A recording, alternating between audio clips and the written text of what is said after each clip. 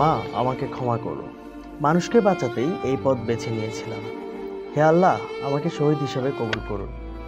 এরপর শোনা যায় সেনাবাহিনী চলে এসেছে। দক্ষিণ গাজা উপত্যকার রাফার তেল আল সুলতান এলাকায় ইসরায়েলি সেনাবাহিনীর হামলায় নিহত ফিলিস্তিনি প্যারামেডিক রিফাত রাদওয়ানের মোবাইল ফোনে ধারণ করা হয়েছে তার শেষ মুহূর্তের করুণ আরতি। গত 23 মার্চ ইসরায়েলি হামলায় রাদওয়ান সহ 15 জন প্যারামেডিক ও সিভিল ডিফেন্স কর্মী নিহত হয়। ফিলিস্তিন রেড ক্রিসেন্ট সোসাইটি PRCS এর প্যারামেডিক রাদওয়ানের মোবাইলে ধারণকৃত একটি ভিডিওতে ঘটনার দৃশ্যপট স্পষ্ট হয়। ভিডিওতে অবিরাম গুলির শব্দ, আহতদের আর্তনাদ এবং শাহাদাত বাক্য পাঠের করুণ দৃশ্য ধারণ করা হয়েছে। ইসরায়েলি সেনারা ঘটনাস্থলে পৌঁছানোর পরও অনেক প্যারামেডিক ও সিভিল ডিফেন্স কর্মী জীবিত ছিলেন বলে ভিডিওতে দেখা গিয়েছে, যা ইসরায়েলি বাহিনীর ইচ্ছাকৃত হত্যাকাণ্ডের ইঙ্গিত দেয়।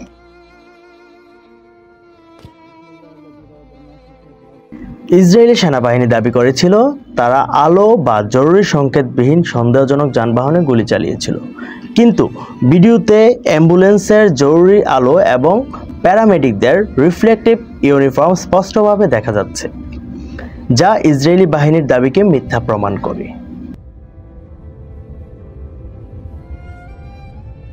এ বিষয়ে গাজা সিভিল ডিফেন্সের মুখপাত্র মাহমুদ বাসাল জানান, ধ্বংস হওয়া অ্যাম্বুলেন্স থেকে 200 মিটার দূরে একটি গণকবরে নিহতদের লাশ পাওয়া গিয়েছে। কিছু মরদেহ হাত পা বাঁধা এবং মাথা ও বুকে গুলিবিদ্ধ অবস্থায় পাওয়া গিয়েছে।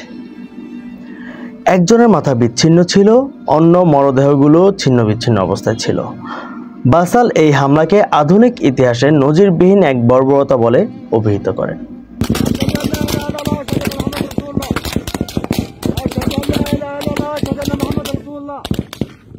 أشهد أن لا إله إلا الله أشهد أن محمد رسول الله أشهد أن لا إله إلا الله أشهد أن محمد رسول الله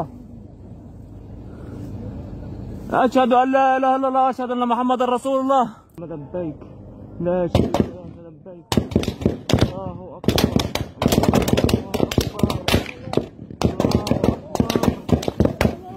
الله أكبر الله أكبر كبيرا الله أكبر كبيرا لا إله إلا الله الله أكبر كبيرا।